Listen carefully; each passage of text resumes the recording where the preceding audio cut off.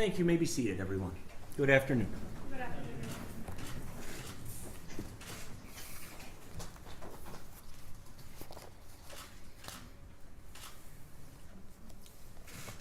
All right, the court will call the matter, case number 22FY0827, the State of Michigan versus Christopher Schurr. If we could have appearances for the record. Mark Dodge on behalf of Officer Schurr. Matt Regula, on behalf of Officer Schurr. Michaela Hamilton on behalf of Officer Schurr. David Dodge on behalf of Officer Schurr. All right, good afternoon, everyone. Good afternoon, Mr. Schurr. Good afternoon. All right, you can hear everything okay? Your counsel are here physically present in the courtroom. Yes, Your Honor. All right, very good. Mr. Schurr, it is alleged that on April 4, 2022, that you did with the intent to kill or to do great bodily harm or to act in wanton and willful disregard of the likelihood that the natural tendency of said act would cause death or great bodily harm, kill and murder a Mr. Patrick Lyoya, and that the act was committed without premeditation or deliberation. That, if true, would constitute the felony offense of murder in the second degree. It is punishable by a maximum of life incarceration or any term of years. Do you understand the charge and the maximum penalty associated with the charge? Yes, Your Honor. And you had a chance to talk to one of your attorneys, Mr. Dodge, one of the other attorneys, about your rights? As of today, I have not. All right, have you reviewed the felony advice of rights form? No. Mr. Dodge, have you had a chance to talk to your client about his rights? No, Your Honor, because of the issues here with where Mr. Schurr is housed, we have not been provided those yet or had the opportunity. So it may be wise, Your Honor, to go ahead and review those All in right. court. Very good. All right, Mr. Dodge, number one, you have the right to remain silent. You have the right to be presumed innocent until proven guilty. You have the right to a trial. And at the trial, you have the right, you have a number of procedural rights. You have the right to call witnesses to testify on your behalf. You have the right to cross-examine witnesses that are called against you.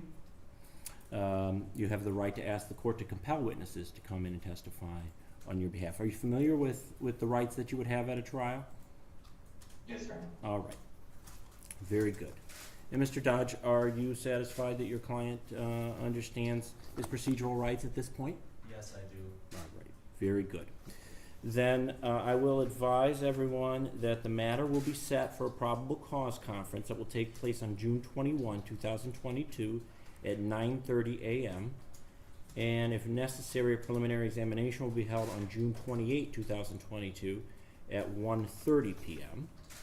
The court notes the defendant's not guilty status.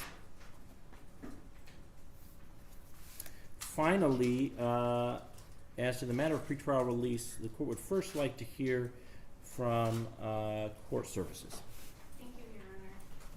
Article 1, Section 15, preventative detention does apply as the defendant is being charged with a capital offense. Therefore, the court may deny pretrial release.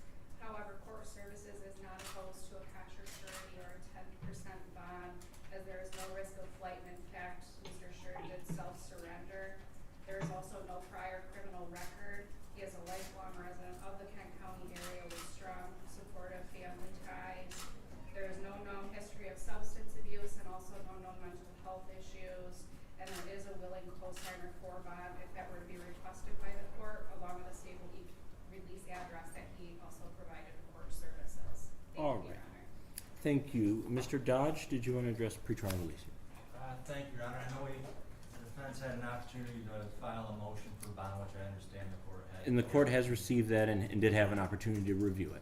Thank you, Your Honor. And we would also ask that the court follow the recommendation of court services here and set a reasonable bond in this case. The defense would request, based on all the particulars that the court consider, a 10% bond.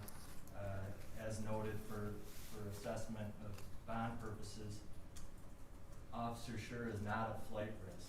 You know, he's a lifelong resident of Michigan. Other than some mission trips, he's resided in Michigan his entire life. No prior criminal charge or conviction history. Very stable employment and family, as noted. Your Honor, if there's any question as far as how Mr. Schurr is going to behave in the next, while this case is pending, the court can simply look to the last 2 months since this episode arose, Your Honor, and that's been nothing but cooperation by Officer Schurr and his attorney. So I strongly feel that there's not going to be any risk to the public, and there's no issue whatsoever of a flight risk. As noted, as soon as learning of these charges, Mr. Schurr and his attorneys immediately coordinated. He's surrendering himself to these charges. Your Honor, the defense mentions a couple of generic facts in our bond motion, and I don't plan to get into any more facts today. We'll obviously get to those in future proceedings, but Your Honor, the defense submits that Officer Schurr on this charge was justified in his use of force in this episode and is not guilty of this crime. And we ask that the court honor that presumption of innocence and set a reasonable bond here. So based on those factors, Your Honor, we would ask that the court consider setting a reasonable 10% bond. All right, thank you, Mr. Dodge. Certainly the presumption of innocence follows along at all stages until there has been a plea of guilty or a finding that the defendant is guilty. Nonetheless, there is the question of what to do with a criminal defendant up until the time that a trial can take place, up until the time that the procedure can be carried out as far as determining whether indeed a defendant is guilty or not guilty. Those things are there to ensure that the defendant will be in compliance with court orders, that the defendant will appear when required. They are not punishments. The court does have to and can, to a certain degree, as long as it is reasonable, which is the constitutional standard, deny certain liberty to ensure that a defendant will appear in court. In Michigan, by Article 1, Section 15 of the Michigan Constitution, certain enumerated crimes, we should say it the other way. The right to bail generally exists. It can be withheld and a defendant held pre-trial without bail when they are charged with one or more of the enumerated offenses in Article 1, Section 15. The offense here is one of those. So the first question for the court is indeed whether the defendant is eligible to be released pre-trial at all, whether the defendant is bailable. Based on the factors here, particularly the fact that the defendant did surrender or turn himself in, has retained counsel, that defendant has no criminal history to speak of, the court can make the general finding that indeed the defendant at this point in time is bailable. And I will make that determination. The next question then becomes whether, or the terms and circumstances under which the defendant can be released. Our court rules require that the court generally presume a personal recognizance bond unless the court finds that a personal recognizance bond won't reasonably ensure the appearance of the defendant, or that release on personal recognizance presents a danger to the public. again, the court weighs heavily on the fact that the defendant did turn himself in. And at this point, there is no demonstration of non-compliance.